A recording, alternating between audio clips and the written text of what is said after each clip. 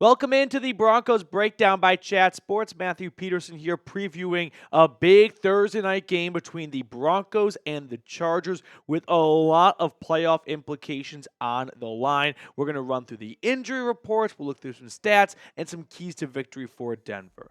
But first, a quick glance at the playoff picture. The Broncos are currently one game ahead of the Chargers, so they have the 6th seed and are on a collision course to play Russell Wilson and the Steelers in the first round. However, if the Chargers win, they will then have the head-to-head tiebreaker season series sweep over Denver. So the Broncos will have to finish with a better record overall to avoid being the 7th seed or maybe getting to the 6th seed if the Chargers improve to the 5th seed, but that seems unlikely. So this game right here might pick who's the 6th seed and who's the 7th seed.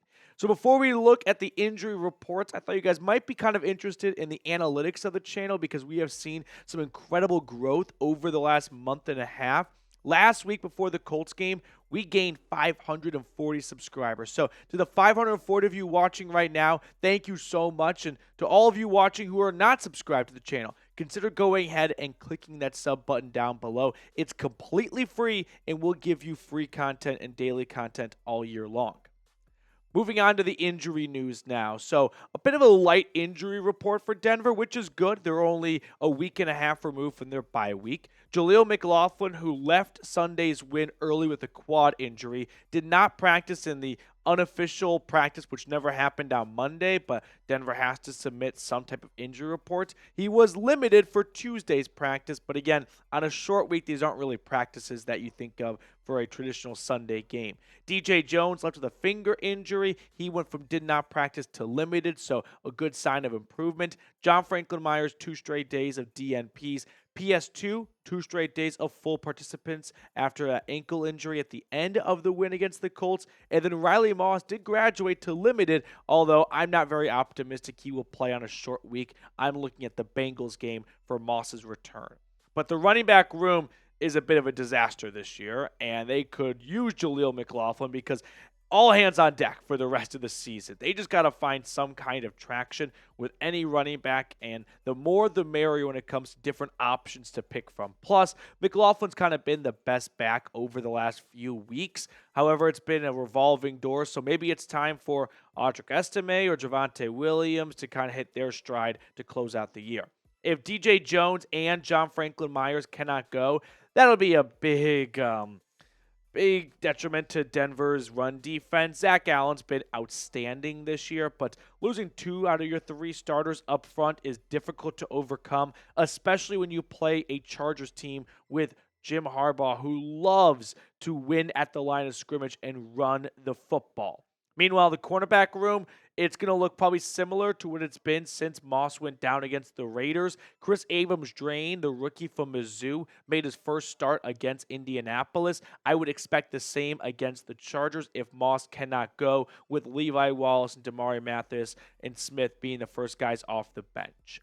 Meanwhile, the Chargers injury report, a little bit longer, plus, like I said, Denver's like a week and a half from their bye. The Chargers bye week, all the way back in week 5. So they are definitely limping towards the end of the season. I fully expect Herbert to play, but he's had ankle injuries kind of all on and off all season long. A name to watch for, Denzel Perryman. He's been a really good linebacker for them. He was limited. Also, I see 2 starting corners on the injury report. Rookie Cam Hart from Notre Dame, concussion protocol, so short week, unlikely he goes. And then Kristian Fulton, the other corner who is dealing with a knee injury, but a full participant, so definitely on track to play. A little primer, though, before we look at some of the other stats and the keys to victory. So the Broncos offense scoring 24 points per game. That is 10th, although that's a team, and the defense has contributed a lot to that, specifically Nick Bonito the last 2 games. Meanwhile, the Chargers defense, it's tied for first with the Broncos, actually, in points allowed at 17.6. Both Denver and LA giving up an identical 17.6 points per game, so tied for first.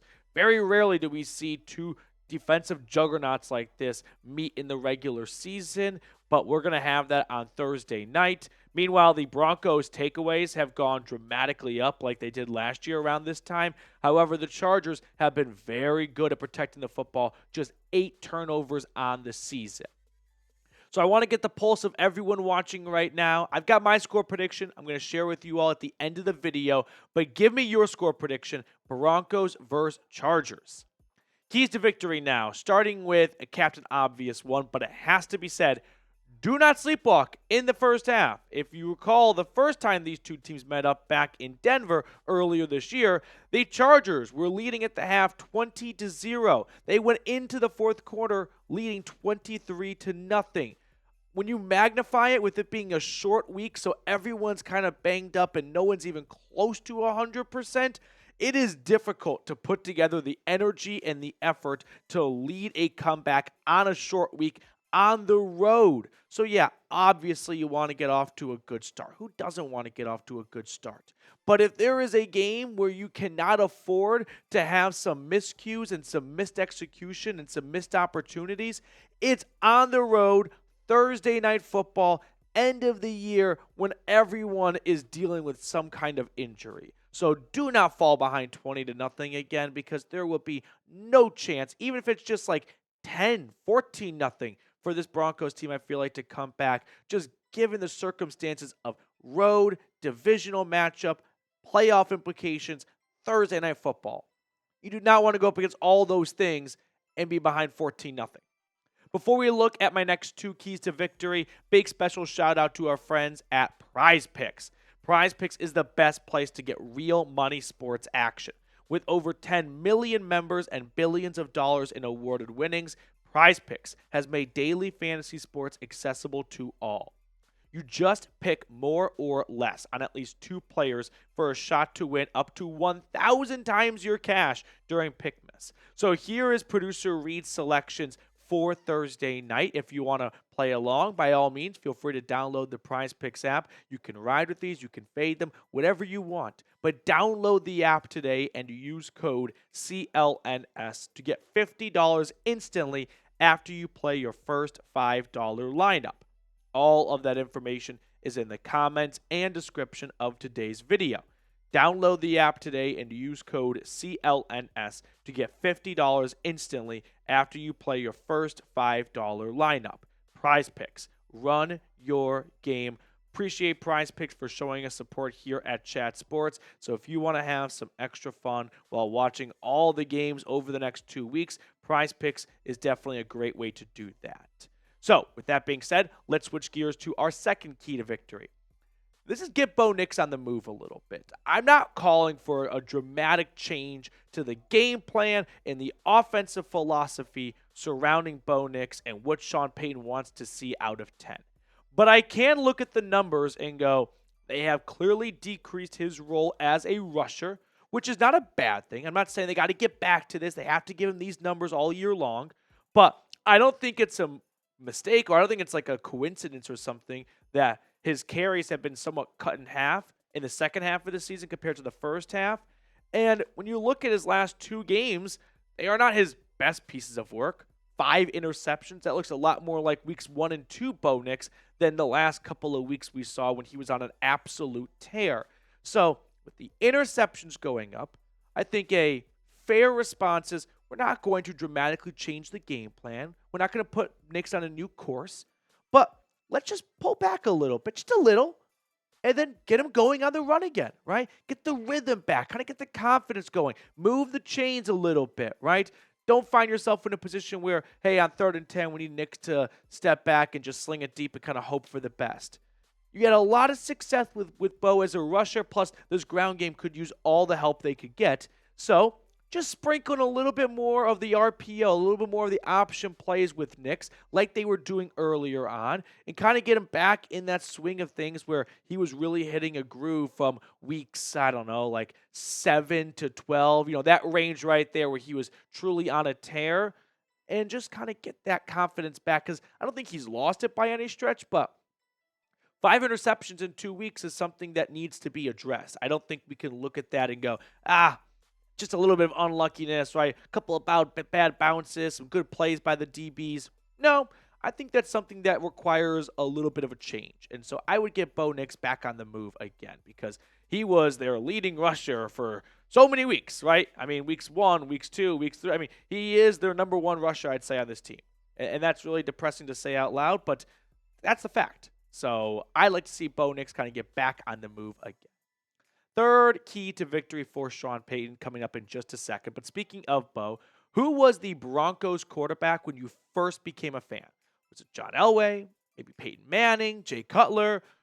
Jake the Snake? Let me know in the comment section below who that Broncos quarterback was when you first started either watching the team, maybe you moved to Denver, maybe you were born a Broncos fan, whatever it may be.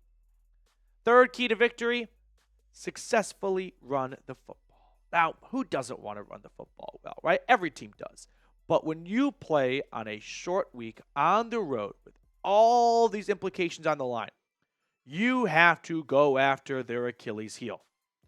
Chargers' Achilles heel for the last month of football has been their run defense. Only the Carolina Panthers have given up more yards in the last 4 games. 647 for the Chargers. Meanwhile, the Broncos' ground game over the last 4 games is not much better than the Chargers' run defense. They are 29th in rushing yards over their last 4 games. So for the Broncos and the Chargers, this is an oil meets water. One team cannot run the football to save their life. One team can't stop the run to save their life. So who is going to win? Well, I have a feeling that whoever wins this will probably win the game. So with Jaleel McLaughlin battling a quad injury, Javonte Williams, I'm looking at you. I know it hasn't been a great season, and it hasn't really lived up to expectations, but this is a great opportunity to kind of put yourself up a little bit going into the final 3 weeks of the season and go out on a little bit of a high note for what might be your last few games as a Bronco, given it's a contract season. But you have to exploit the Chargers' weakness. You cannot let them off the hook. You got to kind of look at it through a Chargers fan's perspective. What would a Chargers fan's biggest nightmare be? The Broncos take advantage of our biggest weakness, which is we cannot stop the run to save our life. And if you do not take advantage of that, well, all of a sudden the Chargers look around and go, well, they're not going to attack our weakest spot. We're in a pretty good spot right now, I'd say. And I also don't have a clear explanation as to why the Broncos' run game is so awful.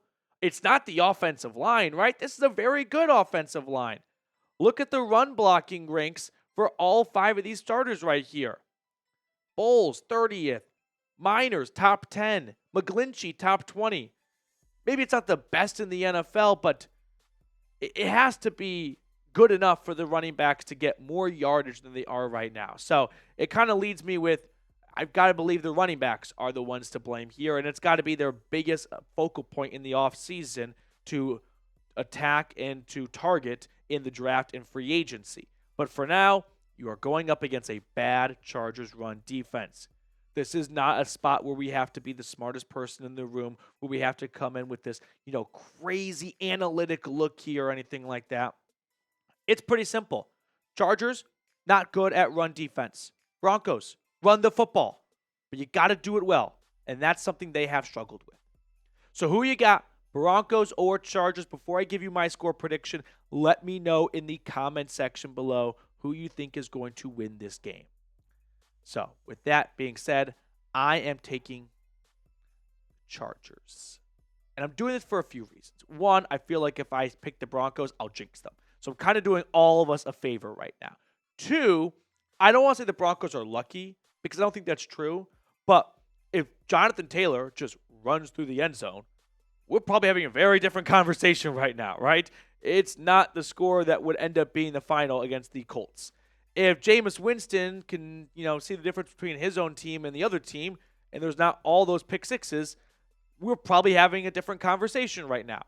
And I feel like with the Chargers being a really hungry team coming off a home loss, they'll have that extra motivation. Whereas the Broncos, by no means are they, full belly syndrome here, but if there's one team that's really desperate, it's probably the Chargers, because they could be in jeopardy of missing out on the playoffs altogether if they don't get their act together soon. So I'll do this to fade, so that way you guys can thank me. That way I don't jinx or anything. but I am concerned about this game. I'm more concerned about this game than I was about the Colts game. All right, that will do it for us on today's episode. Thank you guys so much for tuning in. Really appreciate it. Leave us a like if you enjoyed the video, and I'll see you all tomorrow for our Broncos-Chargers watch party.